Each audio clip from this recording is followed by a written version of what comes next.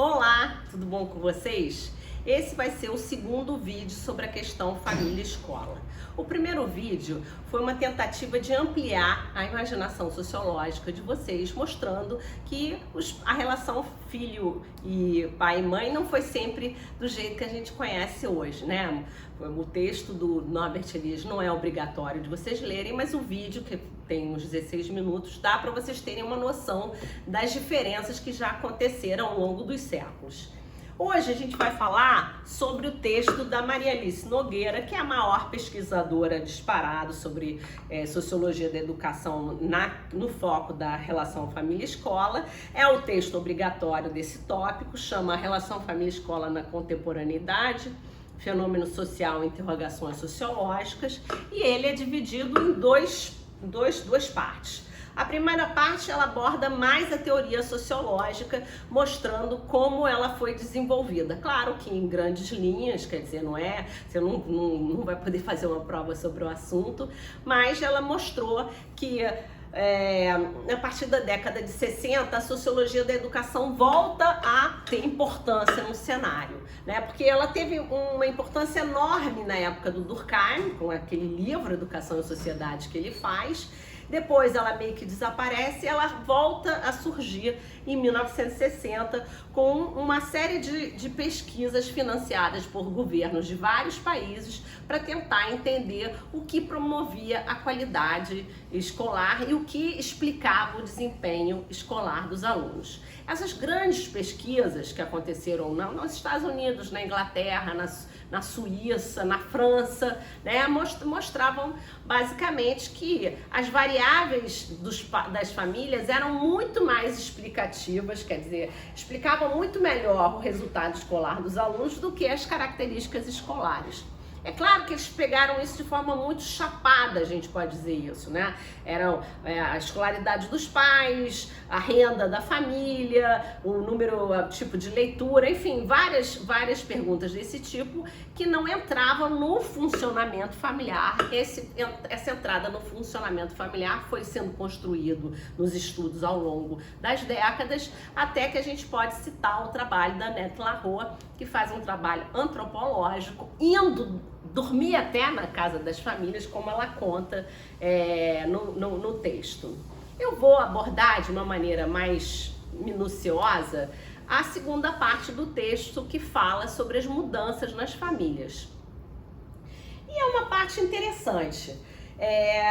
Antes de começar a falar sobre isso, eu preciso salientar para vocês que a relação família-escola é complicada desde sempre. Não é uma novidade que a relação família-escola seja problemática. Os professores de hoje sempre têm uma visão muito idealizada do passado, como se no passado as relações fossem ótimas e que hoje em dia que é o grande problema. Olha, isso não é verdadeiro. Qualquer história da educação, você tem alguns textos, inclusive um da Ana Maria Magaldi, que é a professora da educação, né, da pedagogia aqui da UEA, que mostra que sempre houve um embate entre as famílias e as escolas. Hoje em dia, talvez mais acirrado, porque elas estão mais próximas, mas sempre houve. E por que isso? Eu explico isso de uma forma talvez simplificada demais, mas acho que dá conta desse momento. A visão que um lado tem, que cada lado tem, é completamente distinta. De um lado, a família vê o indivíduo, vê seu filho, vê seu ente querido. E de outro, tem a escola que vê o coletivo, que vê o grupão.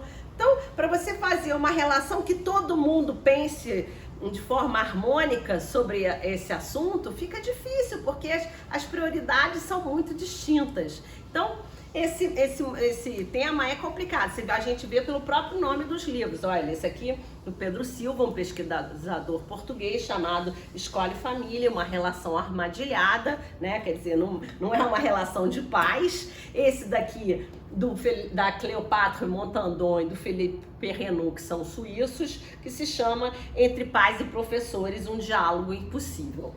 Enfim, e agora, nesse momento pandêmico, né, a gente teve mais uma vez uma demonstração de como essas relações são complicadas, quando, para muitos, a relação família-escola se fundiu, né? a atuação do professor passou a ser dentro de casa, de cada casa, né? Então os professores entraram completamente na vida doméstica dos seus alunos, vendo as brigas, vendo as arquiteturas, as decorações. Vocês mesmos estão vendo, né? Mas até a vida dos professores como é, né? Talvez tenhamos escolhido fazer aqueles fundos diferenciados, mas houve uma mudança e novamente vários conflitos por conta disso. Mas eu queria dar atenção para essa questão das mudanças nas famílias e a transformação na escola. A família, como a própria Maria Alice Nogueira falou, é uma instituição social por natureza mutante, né? Então a gente vai falar dessas últimas mutações que aconteceram nos últimos, 50 anos. Então, para começar, houve uma diversificação dos arranjos familiares, com a difusão de novos tipos. Famílias monoparentais, recompostas, monossexuais.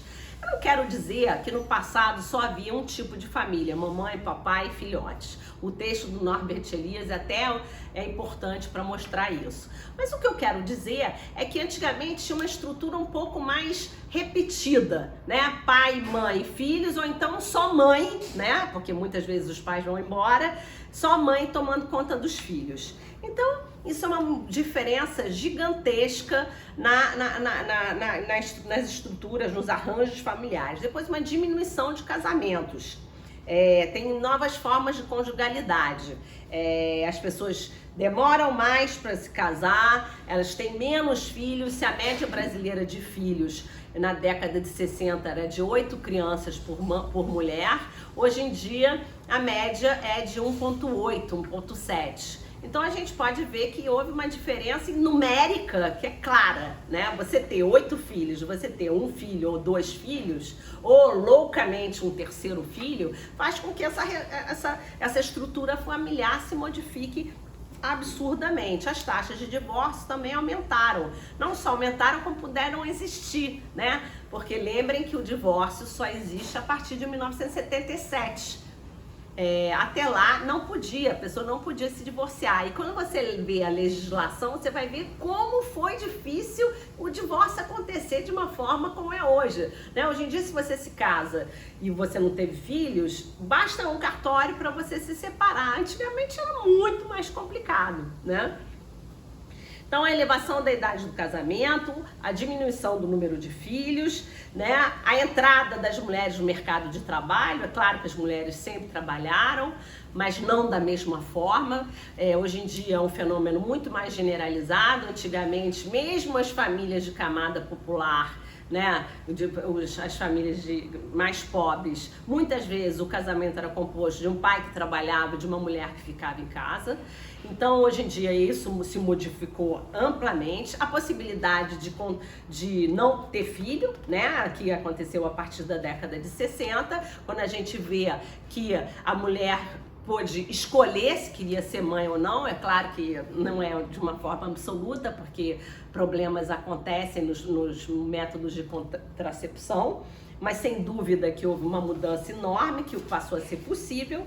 A outra mudança da família, então, e com isso, né, a questão da contracepção, que a finalidade da família, ter o filho ou não, passou uma deliberação do casal, isto é, uma escolha das pessoas, e não mais uma consequência lógica de qualquer casamento.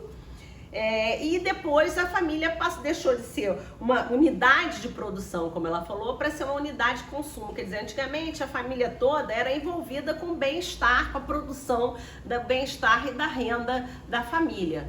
Hoje em dia isso mudou, né? Hoje em dia a gente está muito mais, a maioria das famílias está muito mais versada em prestando atenção no bem-estar afetivo emocional do que efetivamente na produção de renda, etc. Então, por isso, umas possíveis razões para essa alternação, essa modificação de uma família de produção para consumo é a proibição do trabalho infantil, né? Temos aí o Estatuto da Criança e Adolescente, que proíbe que as crianças trabalhem, coisa que antigamente era muito não existia. Houve uma mudança no cenário, no sentido que antigamente havia muito mais famílias no campo e pouquíssimas famílias na cidade. Hoje em dia houve, né, uma mudança total nesse aspecto. Basta imaginar, no início de 1900 no Brasil, o número de pessoas na cidade era em torno de 15% e o resto tudo era na área rural. No final de 1900, né, na virada do século do ano 2000, 15% é rural e 85% é urbano. Então, uma diferença gigantesca. Outra modificação foi a extensão da escolaridade obrigatória. Se antigamente, lá na década de 30, o número de anos obrigatório que não acontecia era de 4 anos, hoje em dia a educação básica é composta de 12 anos. E é importante a gente se dar conta que essa escolaridade básica de 12 anos, que começa aos 6 anos de idade, nem é a que acontece para muitas famílias, né? Muitas famílias, essa escolaridade vai começar com meses da criança. A criança vai passar a ir para a creche quando ela está com meses de existência. Então, essa distinção do período em que a família está tomando conta e a escola está tomando conta, hoje em dia não tem mais essa divisão, porque esse tempo passou a ser completamente simultâneo, né? A criança está com a família e está na escola desde muito cedo. Não tem mais essa, não, a criança foi educada até os 6 anos de idade e aí a família conseguiu deixar ela pronta para ela poder ir para a escola. Isso não acontece, né? Na maioria das vezes não acontece. Outra coisa que mudou muito da família é a questão da criação de seguridade social. Antigamente, eu brinco que a família, os filhos, eram INSS, né? Os filhos cresciam, começavam a trabalhar e passavam a sustentar os pais mais velhos. Hoje em dia, com o INSS, com a pensão, às vezes até o contrário, né? Mas hoje em dia a gente percebe muitas famílias sendo sustentadas pela pensão. Mas o fato é que não existe mais a necessidade de ter muitos filhos para ter filhos cuidando da gente. Outra coisa que mudou muito na estruturação da família é que antigamente havia uma família hierárquica, quer dizer, tinha um chefe de família, até o censo perguntava dessa forma, quem é o chefe da família, hoje em dia não pergunta mais dessa forma. Por uma democratização da família. A gente vê isso bem, né, nessa estruturação hierárquica, que ela era composta de várias variáveis. Então a primeira variável era o sexo. O homem era o topo da família. Depois vinha a mulher e depois os filhos. Então era uma relação muito mais autoritária, era uma relação que mandava quem podia, obedecia quem tinha juízo. O pai mandava e o resto obedecia. A gente vê isso até nessa questão da posição. Eu gosto de falar sempre um exemplo que eu acho interessante, eu não sei se vocês conhecem, mas ainda existe, mas antigamente era muito mais disseminado, a necessidade das crianças entrarem na casa das pessoas e pedirem bênção, né? Então, baixarem a cabeça pedindo bênção, demonstrando a relação de hierarquia entre as famílias. Hoje em dia, uma criança entra numa casa, às vezes ela nem cumprimenta o dono da casa, porque ela não está afim, e a família acha isso razoável, né? Eu não estou julgando isso como certo ou errado, mas o fato é que houve uma mudança enorme na família. Hoje em dia, existe uma família muito mais igualitária, né? Não que os filhos sejam iguais aos pais, mas que hoje em dia a diferença entre o marido e a mulher não é tão grande, ainda existe, mas não é tão grande. Existe uma possibilidade de uma vida privada para cada um dos indivíduos, quer dizer, as crianças têm o seu momento separado dos pais, o pai tem a sua vida, a mãe tem seus objetivos, não é todo mundo focado no ambiente, na relação família-escola. Houve um aumento enorme da comunicação, do diálogo entre as partes, né? Antigamente, a maioria das famílias era muito simples, bastava o pai olhar para você obedecer. Pelo menos, eu tive essa experiência. O meu pai era brabo para chuchu. Ele, quando queria alguma coisa, bastava me olhar que eu morria de medo e executava imediatamente o que era pedido. Hoje em dia, claro que continua existindo isso, mas tem muitas famílias em que o pai manda e a criança não obedece imediatamente, porque a noção de respeito se modificou, como ela coloca no texto. Antigamente, respeito era o reconhecimento de uma autoridade superior, né, de você saber que aquele mandava em você. Hoje em dia, o respeito é a percepção que o outro, né, a criança, pequena ou grande, tem que ser considerada como uma pessoa, com seus direitos e seus deveres. Então, isso tudo gera uma transformação nas relações família-escola tremendas, né? Se você tem uma família que deixa de ser hierárquica para ser uma família mais democrática, o mesmo aconteceu na escola, né? Aquele professor que era a imagem da autoridade dentro de sala, essa autoridade se modificou absurdamente, porque você não tem essa ideia de que a gente tem que respeitar professor porque ele é professor somente, e com isso deve obedecer ele cegamente. Hoje em dia é muito difícil de ser atingida, né? Tem que ter um processo de convencimento, tem que ter uma escuta do aluno. Esse processo também incluiu o diálogo, um aumento do diálogo. Isso faz com que seja muito mais difícil, muito mais complexo, né? Como eu falei do texto lá do Elias, a gente está o tempo todo observando essa relação. Essa relação não é dada, essa relação tem que ser observada. Então, outra coisa que aconteceu de mudança nas famílias é que os pais, além do bem-estar financeiro e alimentício, digamos assim, dos filhos, eles passaram também a ser provedores do bem-estar psicológico das crianças. Hoje em dia, a gente quer saber se a criança está feliz, se está tudo certo. Lembra, como eu falei no outro vídeo, assim, até se ela nos ama, né? Hoje em dia é uma preocupação. Meu filho me ama, será que se eu fizer isso, o Joãozinho vai ficar traumatizado? O Enzo, a Valentina não vão dar certo, né? Até a escolha de um nome é uma coisa. Antigamente você dava o nome, né? Minha avó deu o nome dos filhos dela, do pai dela, então Edmundo, José. A minha tia chama Clotilde, que é uma homenagem à mãe dela. Hoje em dia é raro as pessoas darem um nome em respeito, em admiração, em homenagem aos seus antepassados. Hoje em dia a gente quer ter um nome que individualize aquele ser de uma maneira única, um nome novo, um nome que ninguém use. Aí surgem as Valentinas e Enzos da vida, né? Que acabam passando a ser um contingente grande, mas sem dúvida que não tem mais essa relação com o passado.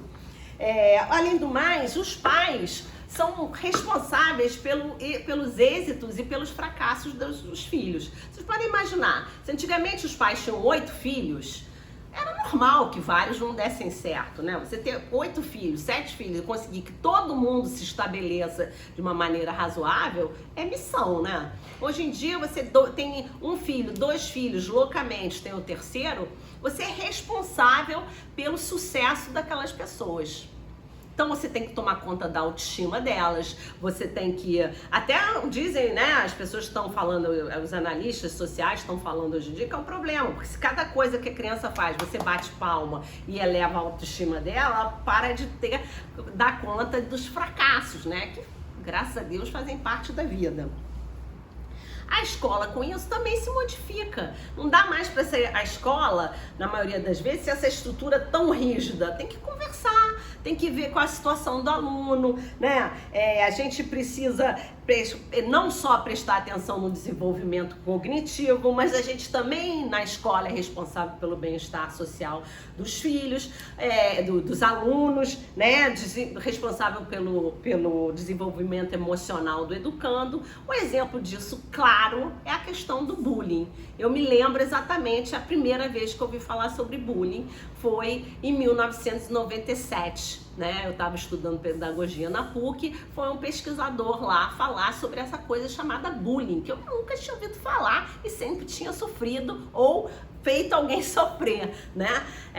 O bullying, a criação, a existência do bullying é uma demonstração dessa transformação social. Porque antigamente ninguém estava preocupado se o menino se a menina estava sendo assediada, maltratada. Era uma instituição que todo mundo tinha que aprender a ser forte, né? Você tinha que combater essas situações por você mesmo, você não podia pedir ajuda a um adulto. E hoje em dia isso mudou bastante, né? Outra coisa, isso tudo, esse processo, então eu tô mostrando para vocês vários aspectos, né, dessa transformação, e um dos aspectos é todos decorrentes dessa individualização que foi acontecendo na sociedade. Então, por exemplo, até as escolas hoje em dia, contemporâneas, elas têm uma variedade de tipos, né?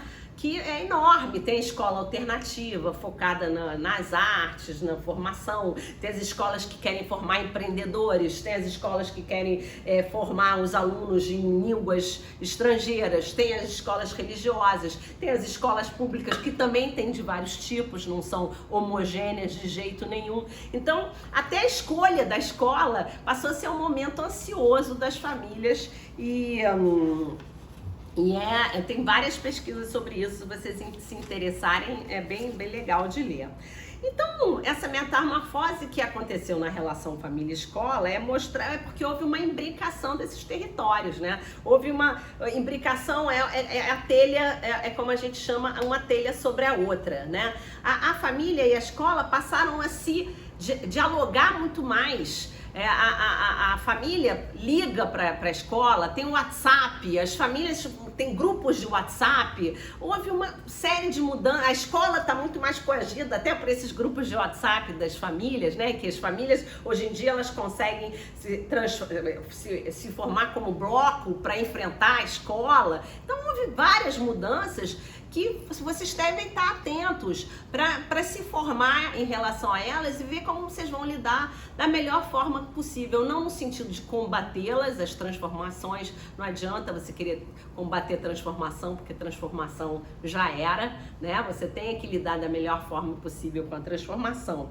Então, os aumentos dos processos de encontro face a face, a redefinição dos papéis, né? A escola não só no aspecto intelectual, corporal, moral e emocional. Então, várias vezes eu vejo meus alunos, o que é a escola, qual é a obrigação da escola? Ensinar. Qual é a obrigação dos pais? Educar. Esses negócios são uma bobeira, porque essa divisão não existe. Como é que você vai dizer que seu aluno está na escola e você não está educando seu aluno?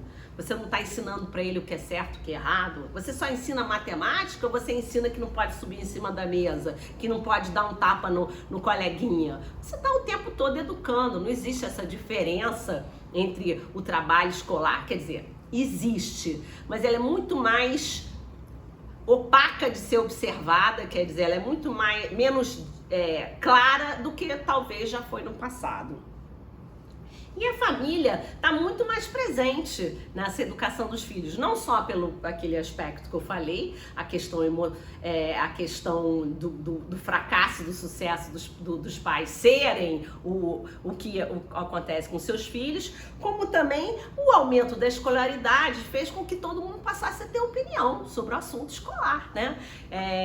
Você ser especialista em educação é um problema, porque todo mundo acha que entende de escola, né? Todos os meus alunos, vocês com certeza têm essa experiência. As famílias acham que sabem sobre a escola. Claro, elas passaram 18 anos da vida delas, né? Dentro de um ambiente escolar, elas sabem o que é uma escola. Claro que elas não sabem de modo profissional, mas elas se consideram íntimas com aquele ambiente. Não é um ambiente estrangeiro para elas, né? Essas são as mudanças que a gente tem que lidar com essas mudanças. E hoje em dia, eu ainda falaria mais uma mudança das famílias que eu estou observando, não só eu, como os números estão mostrando, que é o número de pessoas que não querem mais ter filhos. Né? Eu faço essa pergunta de forma impressionística todo semestre na minha sala de aula e quase um terço da turma hoje em dia responde que não quer ter filho. Como é que vai ser uma sociedade em que apenas 2/3 das pessoas têm filhos? Né? Como é que vai ser? Como é que vai ser a escola onde a gente vai ser responsável por um número cada vez menor de indivíduos dessa sociedade? Como é que vai ser? Enfim, a gente vai continuar, a gente vai ter uma atividade que eu acho que vai ser muito legal na semana que vem, que vai ser, vocês vão ter que fazer um aviso para as famílias, que a gente vai explicar mais adiante. A gente quer primeiro que vocês leiam os textos. Eu fiz um recorte, né? Não é para ler o texto, não fiquem achando. E nos nossos encontros com os alunos, a gente vai responder as perguntas. Não vai ter uma aula sobre o texto, mas a gente vai querer fazer um debate com vocês sobre o texto, que eu acho que nós, né?